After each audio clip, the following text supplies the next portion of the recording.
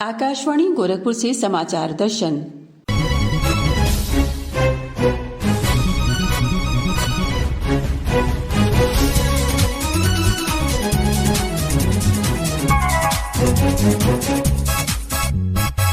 इस अंक में स्मार्ट इंडिया हैकेथॉन।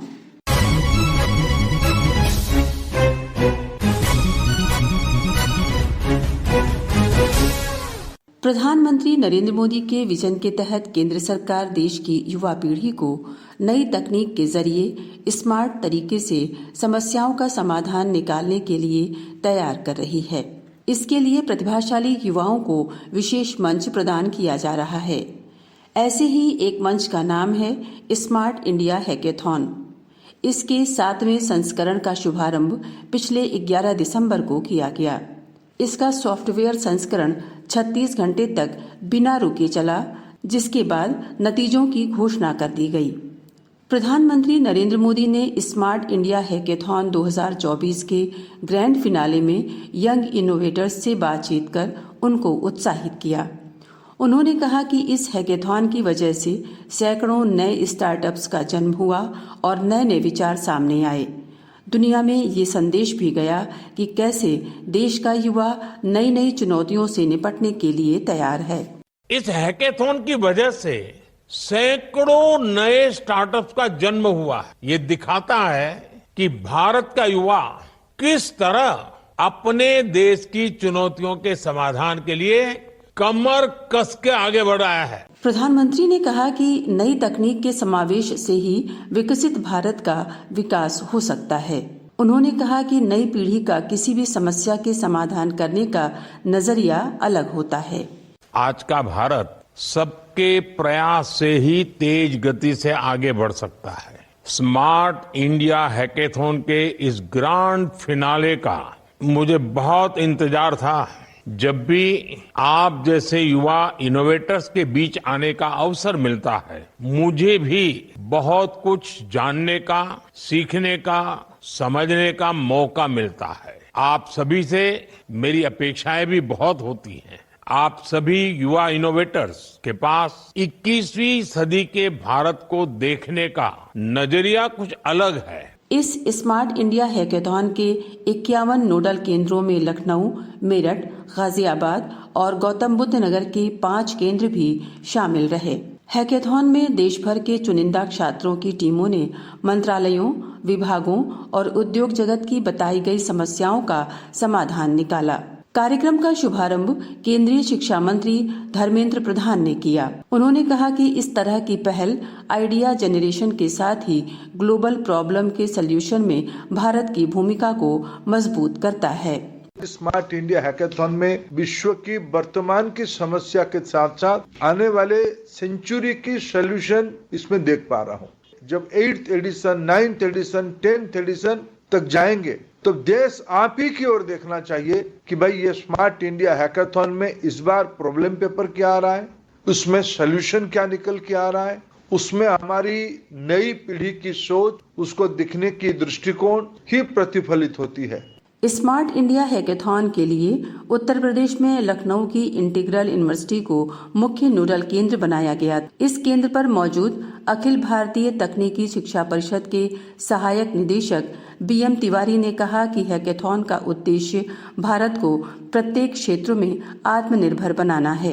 इसका मूल उद्देश्य ये था कि जो हमारा विजन है ऑनरेबल प्राइम मिनिस्टर का कि भारत आत्मनिर्भर हो, विशेषतः तकनीकी के माध्यम से जितनी भी चुनौतियां हैं हमारे समक्ष उनका हम समाधान ढूंढ सकें और उसमें जो हमारे यंग माइंड्स हैं उनकी सहभागिता हो। हैकेथॉन का सॉफ्टवेयर संस्करण 36 घंटे चला, जिसके बाद विजेता टीमों के नाम की घोषणा की गई। लखनऊ के नोडल केंद्र इंटीग्रल यूनिवर्सिटी में 3 टीमों ने जीत दर्ज की, जबकि एक प्रॉब्लम कैटेगरी में कोई भी टीम विजेता नहीं बन सकी। इंदौर की टीम यहां विजेता बनी। इस टीम की प्रतिभागी धानवी शाह ने कहा कि प्रधानमंत्री ने इस हैकेथॉन के जरिए युवाओं को एक बहुत बड़ा मंच प्रदान किया है।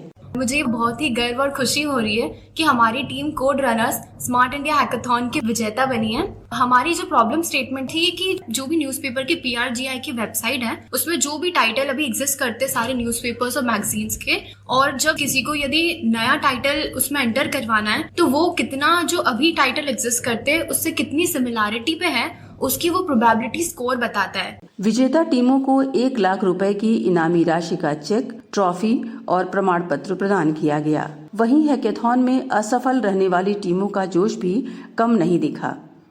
पुणे से लखनऊ आई टीम की सदस्य तृप्ति दुबे ने कहा कि उन्हें भले ही इस बार सफलता न मिली हो, पर उनके लिए ये बहुत अच्छा अनुभव रहा।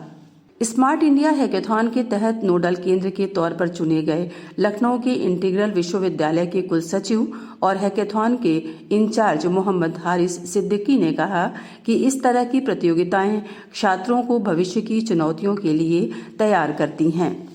ये जो पूरा 36 घंटे का जो इन्वॉल्वमेंट था बच्चों का, ये इनको प्रेशर सिचुएशंस में काम करने के लिए प्रोत्साहित कर रहा था। टाइम बाउंड मैनर में रिजल्ट देने की ट्रेनिंग हो रही थी। तो ये एक ऐसा ग्रेजुअल प्रोसीजर बना जिसमें केवल जीतना एक मकसद नहीं था, इसमें ट्रेनिंग एक बहुत खास मकसद था, सिचुएशन की हैंडलिंग बहुत खास मकसद था।